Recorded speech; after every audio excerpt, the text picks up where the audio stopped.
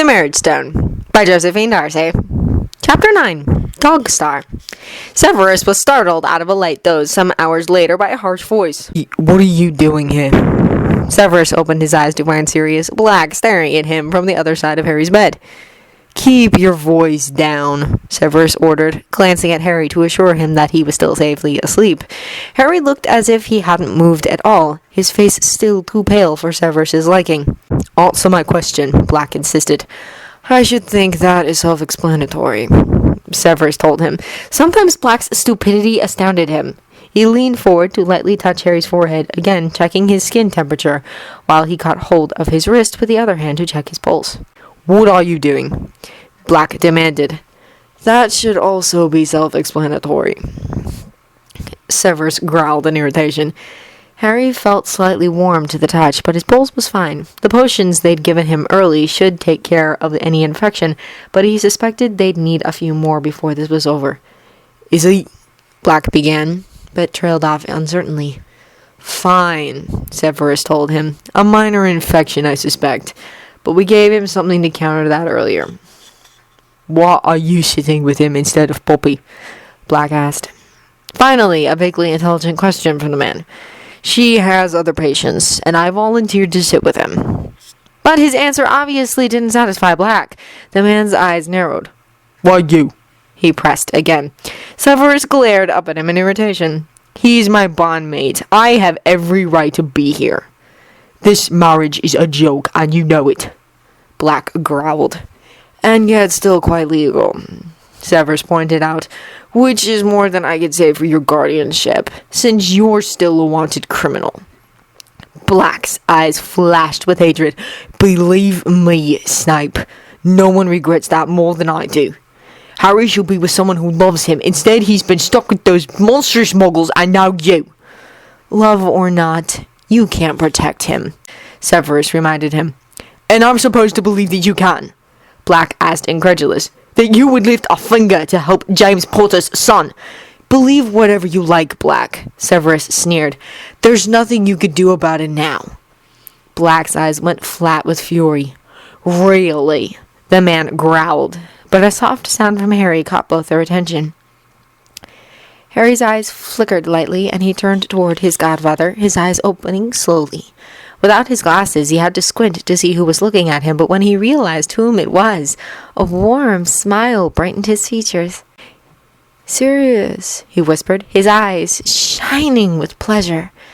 Severus felt something remarkably like jealousy flash through him, and it took him a moment to realize why. He wanted Harry to look at him like that. Complete pleasure at the sight of him.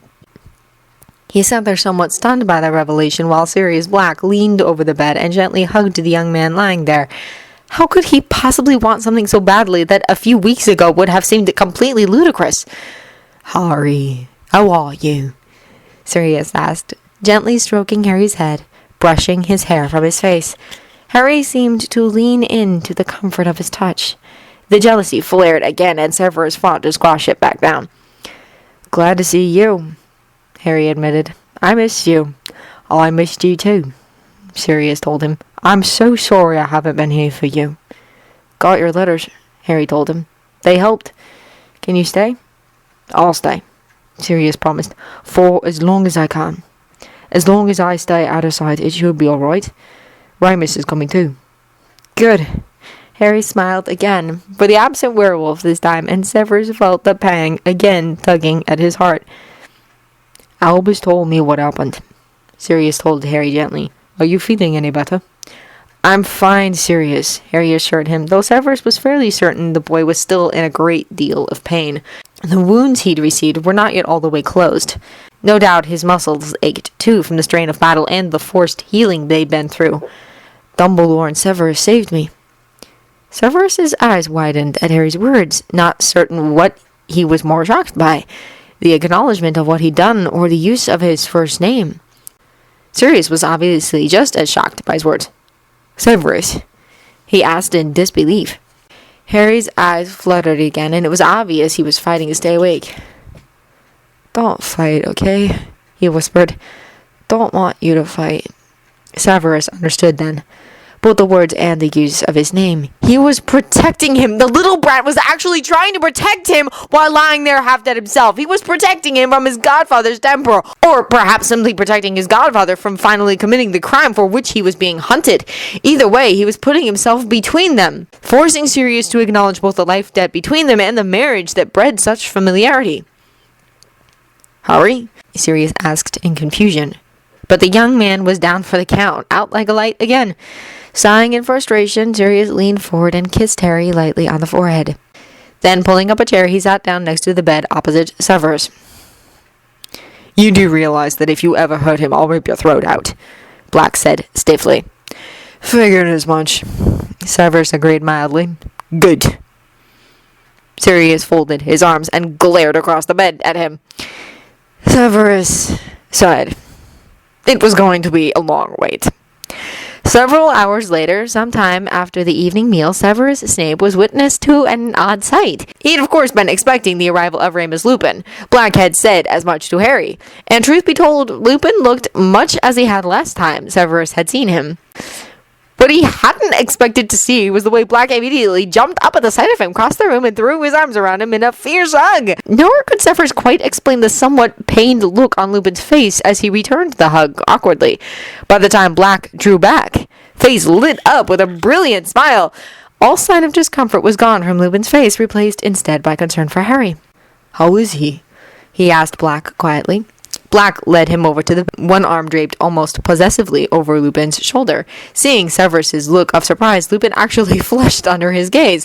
Black didn't seem to notice. "Severus?" Lupin greeted with a brief nod as he took the seat Black had just abandoned. Severus suspected he'd sat down simply to get out from under the arm Black had put around his shoulders. "Remus," Severus greeted back, keeping his tone as cordial as he could. He was a bit baffled by the behavior he had just witnessed, quickly coming to the conclusion that something important had changed in the dynamics of the two marauders. He'd first seen Remus Lupin in the Great Hall during their sorting ceremony in first year. He only noticed the small honey-haired boy because of his so obvious attempt to remain unnoticed. The boy stood apart from the rest of the first year, kept his head shyly down, darted nervous looks at those around him, not daring to even join in the excited whispers of those around him. And then the sorting had begun, and Severus had seen something he remembered to this very day. Sirius Black's name was called, and as the swaggering, cocky youth had stepped up to the platform to receive the sorting hat, Remus Lupin had looked up and fallen instantly in love. It was as if upon seeing Sirius Black, he'd seen the sun, moon, and stars for the first time in his life. Even at the tender age of 11, Severus had understood what had happened, had understood also somewhere in the far reaches of his soul that no one would ever look at him like that. Sirius Black had not noticed, of course. He was too busy being sorted into Gryffindor to the thunderous cheers of his new housemates. Nor did he notice the look of longing in the eyes of the boy who followed his progress to his seat. The sorting hat was shortly afterward placed on Remus Lupin's head. A long pause as the hat debated where to put him. Severus had watched for it, somehow knowing what he was going to see, and found himself staring with something akin to awe at the incandescent joy on the boy's face when the hat had sorted him into Gryffindor as well. He'd lost track of him after that, his own sorting sending him to Slytherin, where he'd been greeted by his peers. But despite his colored history with the Marauders, he'd never really forgotten that first moment. Often found himself looking for that glimpse of heaven he'd seen in Remus's eyes when he stared at Sirius Black. Emotions like that were all but unknown in his world, and seeing them in Remus's eyes was like catching a glimpse into a different life. To his knowledge, in the 7 years they'd been at Hogwarts, Remus's devotion to Black had never wavered. To his knowledge, Black had also never once figured it out, never once returned the devotion or affection so obviously waiting for him, choosing instead to spread his favors amongst vast and numerous fans. And Severus still remembered the look of utter devastation on Remus Lupin's face when Sirius Black had been led away to Azkaban, as if his world had completely fallen apart, and Severus supposed that for the werewolf it truly had. His friends were dead, and the love of his life was convicted of their murder.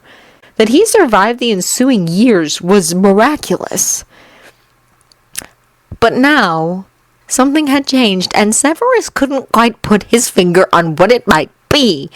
To see Remus Lupin shying away from Black's touch, instead of basking in the attention? Or perhaps the man simply couldn't endure the teasing any longer. And Black... Severus's eyes narrowed as he watched the two men talking quietly to one another. There was something almost desperate in the way Black leaned towards Remus, in the searching, probing gaze he kept subjecting the werewolf to. The gaze the werewolf wouldn't or couldn't meet for long. Very interesting, Severus thought, and he found himself wondering what had happened to change things so drastically. He shouldn't care, really, he told himself. It was nothing more than idle curiosity about something he'd watched for so many years, like starting a book and wanting to read the end, simply because you'd already devoted so much time reading it that you felt you deserved to know what happened on the last page. Not because you really cared, of course. Ron and Hermione entered the room a moment later, the two students greeting the marauders enthusiastically. Severus sneered at them all. A gathering of Gryffindors. Disgusting, really. He supposed now would be as good a time as any to give them some time to themselves. He needed to retrieve some of Harry's belongings from their rooms, as it was. Harry would want fresh clothing to wear when he was released. And he might appreciate a book to read if he was stuck here overly long. Rising, he headed toward the door. "Keep your voices down," he growled to the lot of them as he left. He got the expected glares, and for a moment debated deducting points from Gryffindor just because he could. But he didn't, though, reminding himself at the last minute that, like it or not, he owed Ron and Hermione. They had stood by Harry when no one else had. That, at least, should be worthy of some courtesy from him, at least until the next potions class. He returned after a quick shower and a change of clothing, catching a bite to eat himself before gathering up Harry's belongings. He repaired Harry's glasses, thinking briefly about a possible, more permanent solution to bad eyesight, then headed back toward the hospital wing. As he entered the room, Poppy was in the process of kicking the 4 Gryffindors out for the night, much to the protest of Black. Severus, ignoring them all, moved into the room to take up his seat at Harry's side once again. This set Black off again. "Why does he get to stay?" he protested, practically moaning to Poppy. "You can't stay because the whole lot of you woke the boy up when he needs to sleep, then got him all worked up despite everything," Poppy informed them. "Severus can stay because I know he won't do any of those things. Now be off with you. You can see him in the morning." She all but shoved them out the door and slammed it in their faces. Severus looked up at her as she sighed tiredly. "Worked up?" he demanded, not certain he liked the sound of that.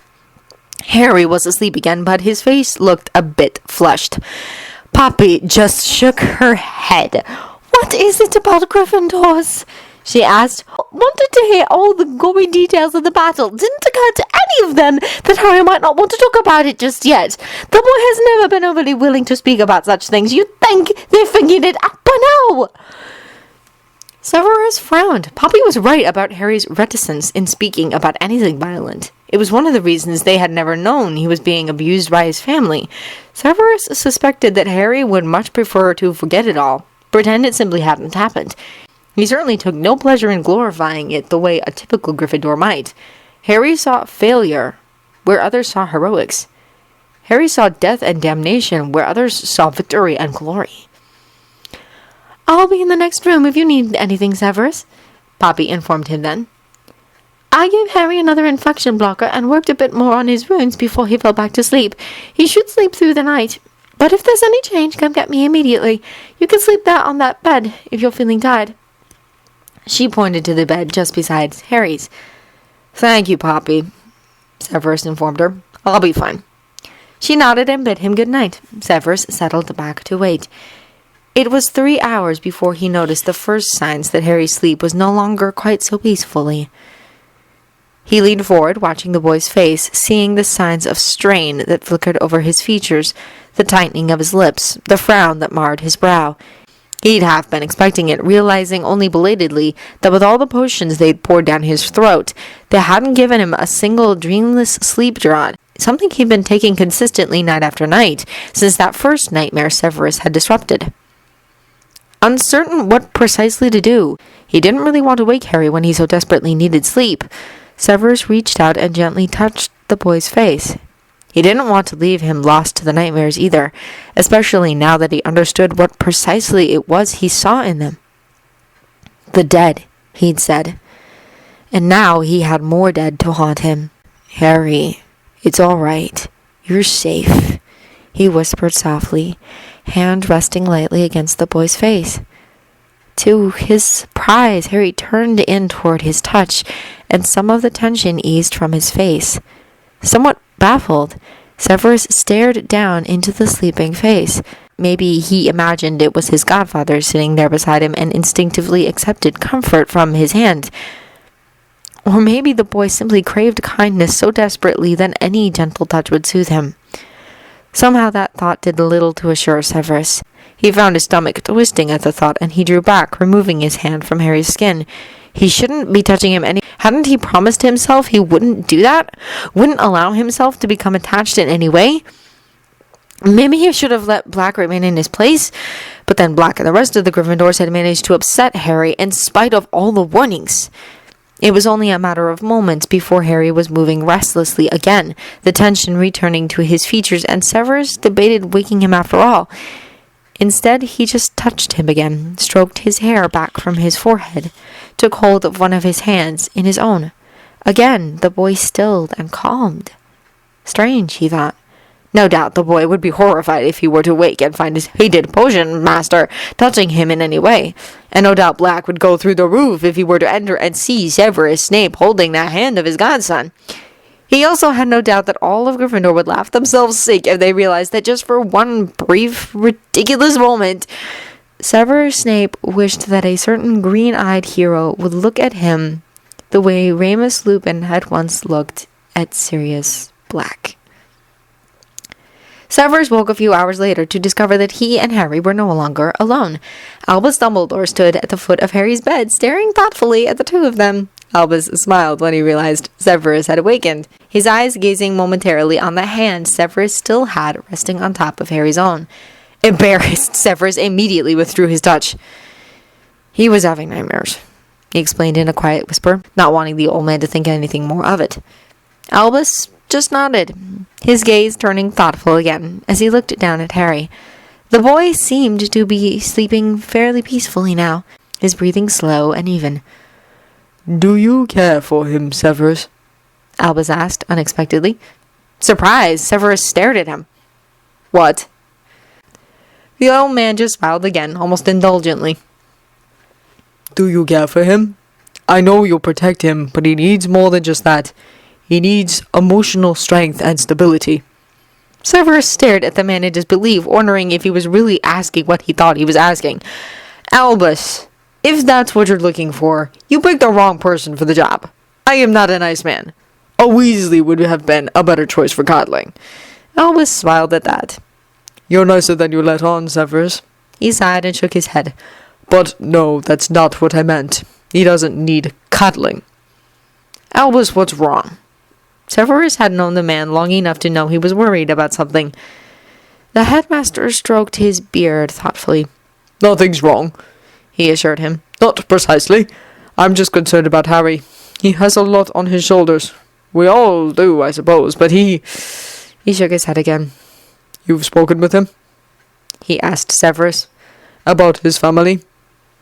Severus's eyes narrowed. Some, he acknowledged. Which brings up a point I've been meaning to talk to you about. They need to be punished for what they did to him. Albus waved his concern away with a negligent shrug. Already taken care of, my boy, he explained. They were suitably cursed. How suitably? Severus demanded. He had several ideas in mind, and was somewhat disappointed he had not been allowed to carry them out. Something twinkled briefly in Albus's eyes, something downright vindictive, and oddly enough, Severus found himself strangely comforted by the idea that Albus Dumbledore could be moved by something as petty as revenge. Well, for starters, they all three have come down with the most extraordinary case of claustrophobia. Incurable, really. I'd venture a guess that for the rest of their lives, there won't be a house or building in the world big enough for them to feel truly comfortable in. Severus thought about that. Thought about what it must have been like for a small boy to spend so many years locked up in a small cupboard. Locked in the dark. Afraid of the dark, too, Albus added as an afterthought. Can't stand it, really. Scream in holy terror when the lights go out. The mind does conjure all sorts of odd nightmares hiding in the darkness. A lifetime of feeling trapped and terrified of things that go bump in the night. He nodded in satisfaction. And the starvation. he demanded. He wouldn't let that one go. Harry would probably always be small, because of the malnourishment he'd suffered as a child. That should carry a life sentence as well. Albus nodded. Seems they've lost all sense of taste. They can't taste a thing. Will never again be able to enjoy any type of food.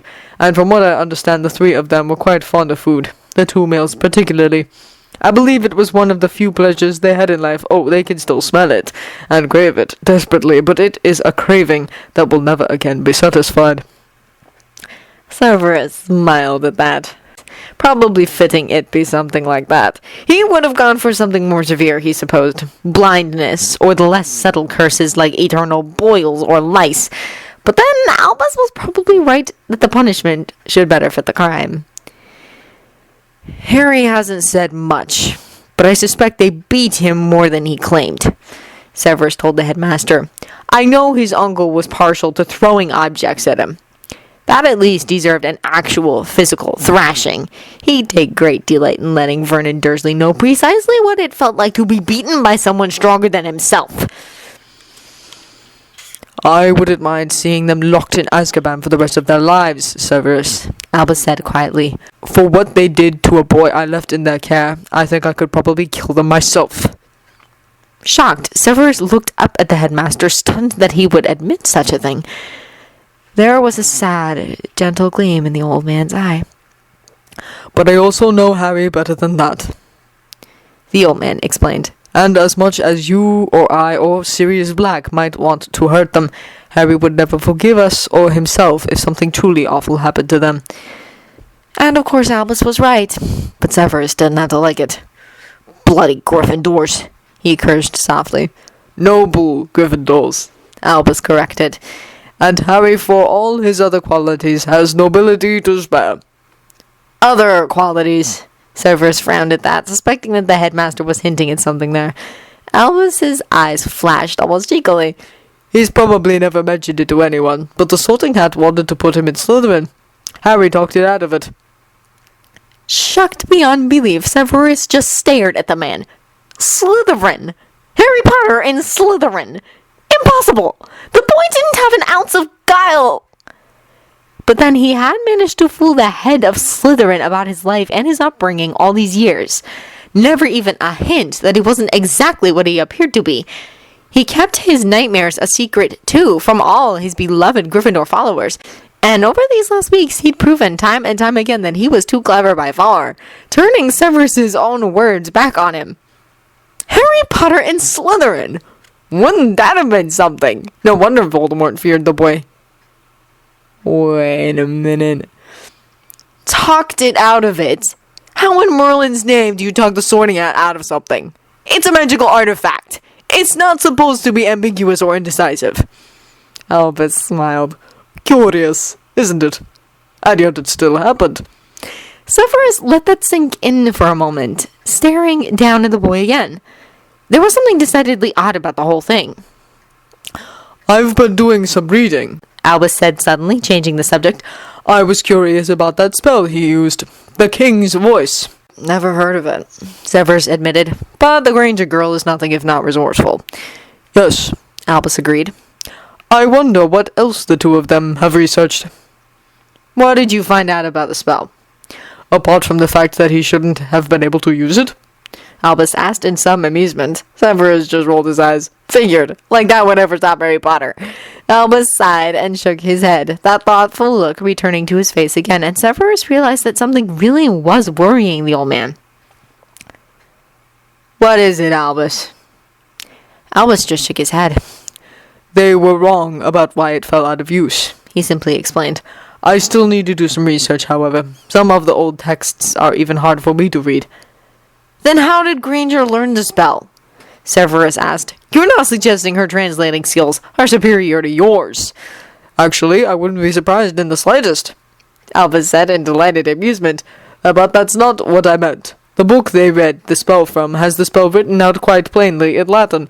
The incantation is in numerous books. No reason for it not to be. The spell is utterly useless. Useless? Severus frowned, not wanting right then to deal with Albus's assessment of Hermione's intelligence. Those Death Eaters were controlled by something. Yes. Albus nodded. Curious, isn't it? He smiled tightly to him, nodding his head. Keep an eye on him, Severus, He told him. We need Harry Potter, now more than ever. And with that he turned and left, leaving Severus alone with his sleeping bondmate. First chance Severus got, he was going to do a little bit of research on his own. But then he suspected that was precisely why Albus had mentioned this subject in the first place.